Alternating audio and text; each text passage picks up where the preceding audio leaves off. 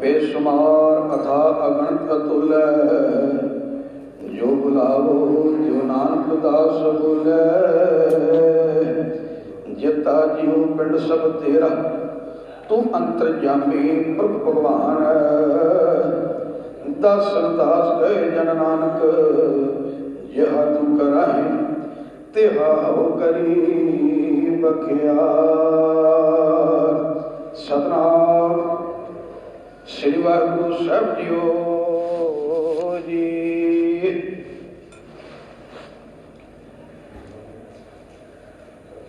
कतक कर्म कमावण दोष न काहू जोग। परमेश्वर ते भुलिया व्यापन सबे रोग। वे मुख होए राम ते लगन जन्म विजोग। खिन मह कौड़े हुए गए जतड़े माया भोग। विच ना कोई कर सकै किस थै रोवै रोज। किता किशु न हो गई लिखिया धुर संजोग। वट भागी मेरा प्रभ मिले ता उतरे सब वियोग। नानक को प्रभ राख ले मेरे साहिब बंदी बोझ। कतक होवै साध संग बिन सह सबे सोच। कतक होवै साध संग बिन सह सबे सोच। वाहिगुरू जी का खालसा वाहिगुरू जी की फतेह। धन सतगुरु ਸਾਹਿਬ ਸ੍ਰੀ ਗੁਰੂ ਗ੍ਰੰਥ ਸਾਹਿਬ ਮਹਾਰਾਜ ਜੀ ਦੀ ਪਾਵਨ ਪਵਿੱਤਰ ਗੋਦ ਵਿੱਚ ਬੈਠ ਕੇ ਅੱਜ ਦੇ ਮਹੀਨੇ ਦੇ ਮੁਤਾਬਕ ਜੋ 12 ਮਾਹ ਦਾ 12ਵਾਂ ਵਾਕ ਹੈ, ਆਪਾਂ ਸਾਰਿਆਂ ਨੇ ਰਲ ਮਿਲ ਕਰਕੇ ਉਸ ਨੂੰ ਪੜ੍ਹਨਾ ਸੁਣਨਾ ਕੀਤਾ ਹੈ। ਪਹਿਲਾਂ ਕੀਰਤਨ ਦੁਆਰਾ ਔਰ ਹੁਣ ਹੁਕਮਨਾਮੇ ਦੁਆਰਾ। तो सच्चे पातशाह ने फरमाया है अज का वाक, कतक कर्म कमावना है दोष ना काहू जोग। मनुख जिहड़ा है हर चीज नूं अपना समझी बैठा है, वो मेरी मेरी दी रट लाता है।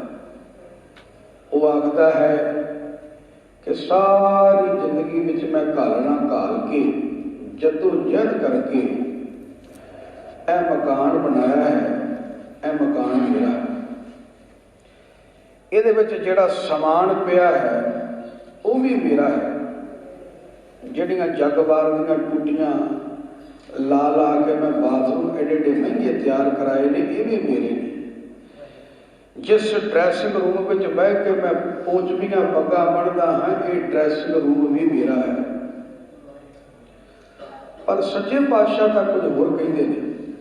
वो कहते ने मेरी मेरी क्या करे, एक ही मेरी मेरी दी रट लाई। प्राणी क्या मेरा क्या तेरा, जैसे तरवर पंख बसेरा। तरवर तो भाव है दरख्त।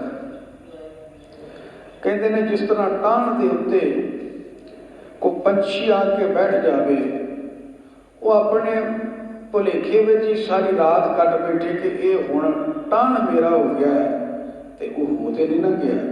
बस इस तरह असी जिस जगह ते भी समा गुजारते हाँ, वो एक टैंपरेरी है, वो परमानेंट नहीं। तो महाराज कहते ने प्राणी क्या मेरा क्या तेरा, जैसे तरवर पंख बसेरा। फरीदा शेख हयाती ना कोई थिर रहा, जिस आश्रम वैसे किते बैस गए। साडे तो पहला भी वो जगह मौजूद सी, साडे तो बाद भी रहनी, असी नहीं रहना, सारा कुछ इसी तरह रह जाना। कुछ सिमा पहला असी नहीं सी होंगे, जिसकी उम्र मान लो मेरी 40 साल है, 40 साल 41 साल पहला तो मैं इतने नहीं सा, तो औसत उम्र 55 50 60 है, तो 60 तो बाद मैं भी नहीं होना। समा उसी तरह रहेगा, दुनिया इसी तरह चलती रहेगी। महाराज कहते ने तू नहीं होना फरीदा, शेख हयाती ना कोई थिर रहा, जिस आसन तुम वैसे पीते बैस गया। इतने पता नहीं किन्ने आए थे किन्ने चले गए। तो वह फिर आखदा है मनुख, चलो घर मेरा नहीं है, घर का समान मेरा नहीं है, तो जिन्हों ब्याह के मैं घर लिया घर वाली वो तो मेरी है ना। दोहां के संयोग तो जो औलाद पैदा हुई है वो औलाद मेरी, जिन्होंने मैनू जन्म दिता है माता पिता वो मेरे ने, भैन भरा जेड़े इको मां की कुख तो पैदा हुए ने वो भी तो मेरे ने, सज्जन मित्र जिन्हों उत्ते मैनू बड़ा माण है वो मेरे ने। महाराज फिर वह भुलेखा दूर करते हैं, नहीं मात पिता सुत बंध जन हित जन स्यो कीना, यो छुट्यो जब देते डार अग्न में देना।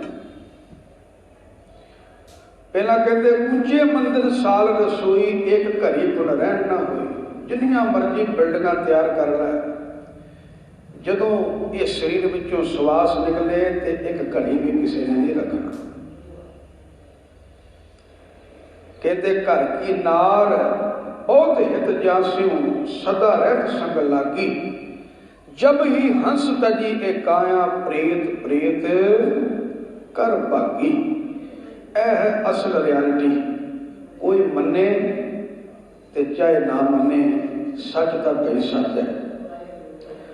तो महाराज कहते ने मात पिता सुत बंध जन हित जास्यो कीना, ज्यों छुट्यो जब देते डार अग्न में देना। बंदा होर अगे की सोच सोचता है, वो कहता चलो घर मेरा नहीं, घर का समान मेरा नहीं, घर वाली मेरी नहीं, भैन भरा मेरे नहीं, माता पिता मेरे नहीं, सज्जन मित्र मेरे नहीं, आ शरीर तो मेरा ही है ना। महाराज फिर ज्ञान देंदे ने ते हलाउना देंदे ने, हला के आखते ने नहीं भाई ये शरीर भी तेरा नहीं है। कपड़ रूप सुहावना छड़ दुनिया अंदर जावना। जिस तरह कपड़ा मैला हो जाए पुराना हो जाए छड़ दईदा वा, इस तरह एक दिन कपड़ियां की न्याई तू शरीर भी छड़ देना है, तो फिर ये शरीर भी तेरा कितों होया। कपड़ रूप सुहावना छड़ दुनिया अंदर जा, जो तन उपजया संग ही सो भी संग न होया। जिस देह का तेन मान है, जिस देह के हंकार दे विच तू ललकारे मारदा है, याद रखी ये शरीर भी तेरा नहीं, इत्थे रह जाना। तो जदों ये सारी गल बंदा सुनदा तो महाराज ने आख्या सबको आखे अपना। ये सारी भूमिका नूं महाराज अपने शब्दों में इस तरह बयान करते हैं आसा की वार दे विच कि सबको आखे अपना। कोई कहता घर मेरा, कोई कहता घर का समान मेरा है, कोई कहता घर वाली मेरी है, बाल बच्चे मेरे ने, कोई कहता शरीर मेरा है। सबको आखे अपना, सारे कहते ने साडा है। जिस नहीं सोच चुन कढ़िए, जेड़ा कहता कि मेरा नहीं है, कहते वो बंदा सामने आ गया। सानू पता है कि एक कुछ भी साडा नहीं है, पर जिहड़ी साडे मन की हालत है उन्होंने भी गुरु ग्रंथ साहिब च महाराज ने दर्ज कर दिता। कह लगे मन जानत सब बात, मन सारा कुछ जानता भी है, जानत ही अवगुण करे। जानता होया अनजान बन के फिर भुलिया विच जिंदगी बता दिता। मन जानत सब बात, जानत ही अवगुण करे। सबको आखे अपना, जिस नाही सो चुन कढ़िए। ਜਿਹੜਾ ਵਾਕਈ ਜਿਹਨੇ ਆਪਣੇ ਮਨ ਨੂੰ ਸਮਝਾ ਲਿਆ ਹੈ ਕਿ ਮੇਰਾ ਕੁਝ ਨਹੀਂ, ਉਹ ਸਾਹਮਣੇ ਆ ਨਹੀਂ ਆਊਗਾ ਕੋਈ, ਉਹ ਵਿਰਲਾ ਹੀ ਹੋਊ ਸੂਰਮਾ। ਉਸੇ ਨੂੰ ਮਹਾਰਾਜ ਨੇ ਆਖਿਆ सूरा सो पहचानिए जो लड़े दिन के हेत, पुरजा पुरजा कट मरै कबू न शादे खेत। तो बंदा कहता कुछ भी मेरा नहीं है, तो महाराज कहते निराश ना हो, एक चीज तेरी है। वो केड़ी महाराज? महाराज कहते ने कीता आपो अपना आपे ही लेखा सनी है। जेड़े तू कर्म करता पिया ये तेरे ने। आखो सतनाम। कीता आपो अपना, और कुछ भी तेरा नहीं है। एक कर्म तेरे नाल नाल चलने ने, इन्हां दे लेखे बनने ने, इन्हां नूं तेनू हंडाउणा पैना, इन्हां नूं तेनू भुगतना पैना। बस आ चीज तेरी है, इस प्रति सुचेत हो।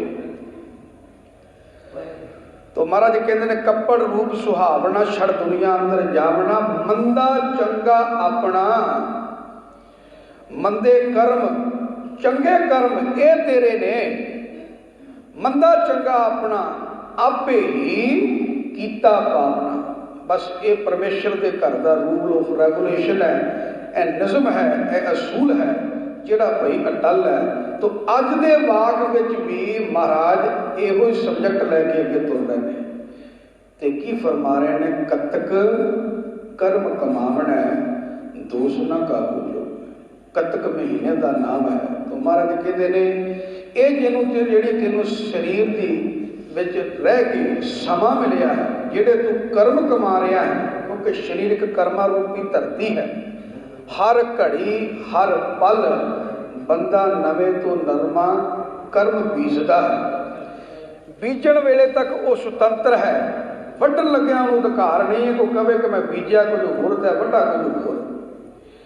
जे कंडे बीजे तो भाई कंडे वड्ढने पैणगे, जे फल बीजे आ तो फल तेनू हासिल होणगे, फुल बीजे तो फुल हासिल होणगे। मता ख्याल करी कि तू कंडे बीज के ते फलां फुलां की आस रखी।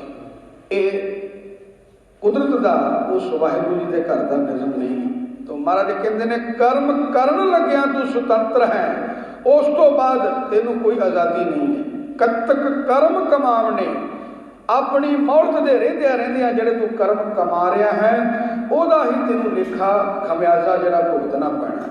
जे तू चंगे काम करेगा तो सच्चे पातशाह तेनू खुशियां देणगे, तेनू सुख देणगे। जे माड़े काम करेगा तो फिर दुखां लई भी तैयार नहीं। पर जदों दुख मिलणगे, माड़ा समा भोगण नूं मिलेगा तो उस वेले याद रखी दोष किसी होर ना दवे।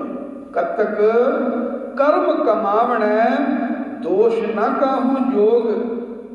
सच्चे पातशाह ने आख्या ददा दोष न देऊ किसे। दोष कर्मा अपने उस वेले अपने कर्मां नूं दोषी ठहराई, किसी होर का कोई दोष नहीं होएगा।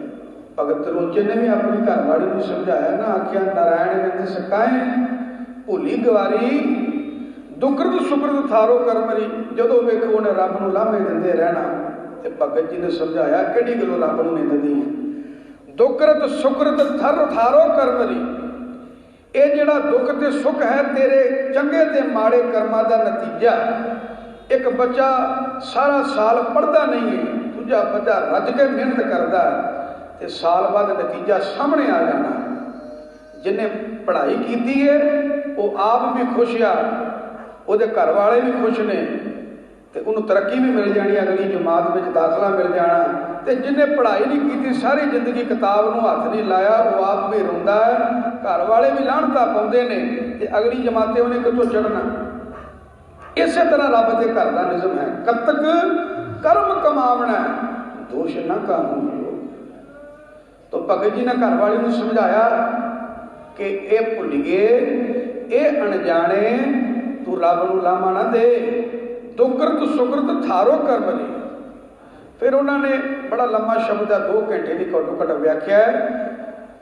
तो महाराज ने प्रमाण दिते ने गुरु ग्रंथ साहब के विच। आखन लगे अनक पत घरता त्रिभवन राज नाथ री, तीर्थ तीर्थ भ्रमता लह ना पाप री, कर्म कर कपाल में फिट सरी। शिव जी का प्रमाण दिता किस तरह उन्हें ब्रह्मे का सिर वड्ढिया वो हत्या वो दोवां हत्थां नाल चंबड़ गई, वो जड़ा चामिया वो लै नहीं सी लिया। एडा वड्डा अनक पत करता, लोगों के पाप नाश करने वाला, त्रिभवन नाथ नहीं, तिन्हां भवनां दा नाथ, ते अज अपने कीते हुए कर्म नूं मिटाउण दे लई भटक रहा। शंकरा मस्तक बसता सुरसरी इशनान ने कुलजन मध्य मिलियो सारंग पान रे कर्म कर कलंक मफिट सरी। फिर भगत जी ने चंद्रमा की कथा सुनाई है। फिर अगों कहते हैं दादी ले लंकागढ़ उपाड़ी ले रावण बल सल बिसल आन तो खीले हरी कर्म कर कशोटी मफिट सरी। हनुमान की कथा सुनाई ते अखीर दे उत्ते सारा कुछ सुना के पता की कहते ने, कहते पूर्व लोक कृत कर्म ना मिटेरी घर गेहन ताजे मोह जापी राम चे नामक बदत तलोचन। राम जी जेड़े पूर्वले कीते कर्म ने वो तो तेनों भुगतने पैने, चाहे तू हुण नहीं कोई माड़ा काम कीता वो ते नाल नाल चले, वो तेरे अपने ने, बाकी कुछ तेरा नहीं है। तो महाराज वो कह रहे ने कतक कर्म कमावना दोष न काहूं योग कर्म करन तो पहला तू सुतंत्र है, बाद में तू सुतंत्र नहीं है। इस करके भई अज दे वाग दा इहो सिक्ख्या लैके जानी है कि असी हर कर्म करन तो पहला सावधान होना, सुचेत होना। अनंत शब्द की बाणी बड़ी सब है, बड़े वधिया तरीके नाल सानू समझाउंदी है। एक एक बॉडी का पार्ट जिहड़ा एक एक अंग के प्रति सानू सुचेत करती है।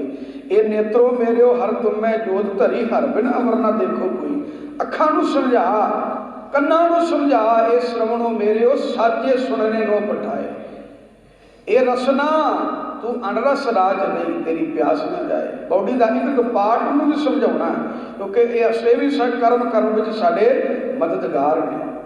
तो महाराज कहते ने बंदा माड़े काम करता क्यों है, तो अगली तुक में समझा रहे ने उसका कारण इको एक है कि रब नूं भुल बैठा है। परमेश्वर ते भुलिया व्यापन सभे रोग, सभे रोग विच जिथे ये दुनियावी रोग ने उहदे नाल नाल जिहड़े आत्मिक रोग जिहड़े सानू चंबड़े पए ने, काम क्रोध लोभ मोह हंकार, इहदी लपेट विच आके, इहदी गिरफ्त विच आके, इहदी पकड़ विच आके बंदा रब नूं भुल पैंदा ते फिर माड़े कर्म करदा। इहदे प्रभाव हेठ आके बंदा दा मन जिहड़ा पंजां विकारां विच ग्रस्त हेठ आके रोगी बन जाता है, वो माड़े काम करदा। तो महाराज कहते हैं जिहदी हालत ऐसी हो जाती है वो रब प्रति बेमुख हो जाता है। बेमुख होए राम ते लगन जन्म विजोग, ते फिर की होंदा है, ये जिहड़ी मोहलत मिली है ये समाप्त हो जाती है। तो इस जन्म च विछड़िया है, हुण 84 लाख जूना में भटकना पएगा, तो किन्ने जन्मां का विछोड़ा बन गया।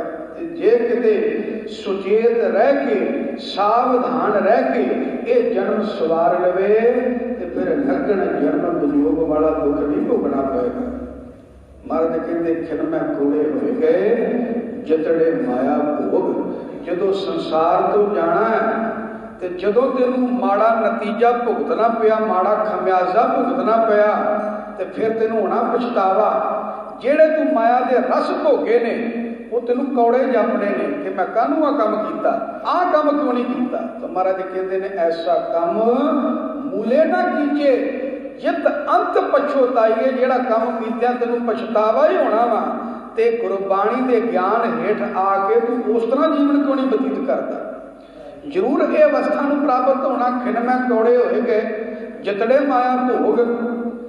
तो अगली तुक विच भी सच्चे पातशाह कहते हैं विच ना कोई कर सकै किस थै रोवै रोज। कीता आपो अपना, जेड़े तेरे कर्म बीजे गए ने, जेड़े तू कर्म जेड़े ने वो बीज लए ने, उहदे विच कोई विचोला नहीं बन सकता। रब दे घर दा निज़म अटल है, रूल पूरा अटल है। वो गल वखरी है कि मेरे वर्गियां नूं ग्रंथियां नूं अरदासां करनियां पैंदियां ने। जदों बंदा चढ़ाई कर जाता है कि महाराज इहदे अवगुण बख्शिओ, इहदा जमन मरण कटिओ, पर इत्थे महाराज कपाड़ खोल रहे हैं। वो कहते विच ना कोई कर सकै किस थै रोवे रोज। मुड़ के जिन्नियां मर्जी अरदासां होण, जो मर्जी करी, तेनों अपना कीता भोगना ही पैना। कीता किसू ना हो बई लिखिया तुर संजोग। जदों समा बीत गया, जो बीज बीज लिया, फिर कुछ नहीं हो सकता। वो लिखे धुरों ही तेरे अंदर लिखे जाने। एक बंदा जमदिया ही एक बच्चा अपाहज पैदा होया है, भला उन्हें की पाप कर दिता, किसी का की बिगाड़ दिता, केड़ा माड़ा वचन ने किसी को बोलिया, केड़ा उन्हें किसी का दिल दिखाया। हुण इत्थे पंक्ति पूरी उतरदी है कि कीता कुछ न होवे लिखिया धुर संजोग। पर जिहड़े पिछले कीते कर्म ने वो धुरों दे नाल लिखे गए, वो संजोग बन गए, ते जन्म लैंदियां सारी अपाहज पैदा हो रहा, तां दुख भोग रहा। कीता कुछ न होवे लिखिया धुर संजोग। इस करके महाराज कहते ने वड भागी मेरा प्रभ मिले तां उतरै सब वियोग। अगर पूर्वला कर्म अच्छा होएगा तो सच्चे गुरां दे नाल मिलाप होएगा, वाहिगुरू जी की प्राप्ति होएगी, तो सारे दुख जिहड़े वो लह जाणगे। तो लास्ट वालियां तुकां दे विच, अखीर वालियां तुकां दे विच सच्चे पातशाह कह रहे ने इक्को वसीला है, हर वेले प्रभु के चरणों में अरदास करिया कर। नानक को प्रभु राख ले मेरे साहिब बंदी मूझ। ऐ मैनू बंधना को कटण वाले परमात्मा गुरु अर्जन देव महाराज सानू जा सिखा रहे हैं कि इस तरह परमात्मा के चरणों में अरदास करनी है कि ऐ बंधना को कटण वाले परम पिता परमात्मा परमेश्वर जी नानक को प्रभु राख ले, सानू रख लो इस भव सागर तो। राख पिता प्रभ मेरे मोह निर्गुण सब गुण तेरे। पंच बखादी एक गरीबा रखो राखण हारे। खेद करे अर बहुत संतावे ये विकार मैनू बड़े सताउंदे ने। आयो शरण दुहारे, इस करके मैनू तेरी शरण दी लोड़ है। कर कर हारियो अनक पो भाती। मैं बड़े यत्न करदा हाँ, छोड़ा कदू नहीं, पर विकार मेरे को नहीं छुटते, ना विकार मैनू छड्डदे। तो जो इस तरह तरले पावांगे तो प्रभु फिर तरस करेगा। तो महाराज कहते हैं ये बंदा तां ही अरदास करेगा ना कि उन्हें सोझी होगी। तो सोझी किस तरह होगी? जिहड़ा बंदा इस तरह मिल जुल बैठ के गुरु की गोद में बैठ के साध संगत करेगा, तो फिर वो माड़ी मत नाश होएगी, फिर वो कर्मा प्रति सुचेत होएगा। महाराज कहते हैं कतक होवे साध संग बिन सै सभे सोच, पर सारिया माड़ियां मत्तां दा नाश हो जाता है। जिहड़ा बंदा इस तरह साध संगत में बैठ के अगलाखी बन के श्रद्धालु बन के मिलजुल बन के ते गाह बन के बैठता है। महाराज ने आख्या हर कीरत साध संगत है, सिर कर्मण के कर्मा कहो नानक तिस भयो प्राप्त। जिस उर्फ लिखेगा लहना, तो सारे शब्द का भाव करते हुए है कि ए बंदे कर्म बीजन तो पहला तो स्वतंत्र है। हर घड़ी हर पल तू नवा कर्म बीजता है, तो सुचेत होकर बीज। ये ना हो कि तेरा बीजिया हुआ बीज तेनों पछतावा करने मजबूर कर दे। इस करके जिथे तू बाकी कामों प्रति सुचेत है, किते चुक्कड़ हो पैर बड़े ध्यान ना धरता, किते छत का बडेरा हो बड़े संभल संभल के चलता, मैं डिग ना पवा, तो एडे बड़े चक्कर के विचों तू बचना कर। अपने आप को सुचेत रख, खबरदार रह। कर्म करने तो पहला सुचेत है, माड़ा कर्म ना कर, इसका खमियाजा तेन माड़ा भोगना पवे। चंगे कर्मां के बीज बीज, जिहदे नाल सच्चे पातशाह तेन खुशियां देण, तेन सुख देण। ये हुण साडा हीला कि असी किहो जिहा फल चाहुंदे हैं। जे चंगा फल चाहुंदे तो चंगे बीज बीजने पैणगे, जे माड़ा फल चाहुंदे हैं तो फिर माड़े बीज बीजी चलो। तो गुरु कृपा करे सानू समत देवे, असी चंगे कर्म बीजीए तो सच्चे पातशाह सानू खुशियां ते सुख देण। इन्हियां बेनतियां प्रवान करियो। वाहिगुरू जी का खालसा, वाहिगुरू जी की फतेह।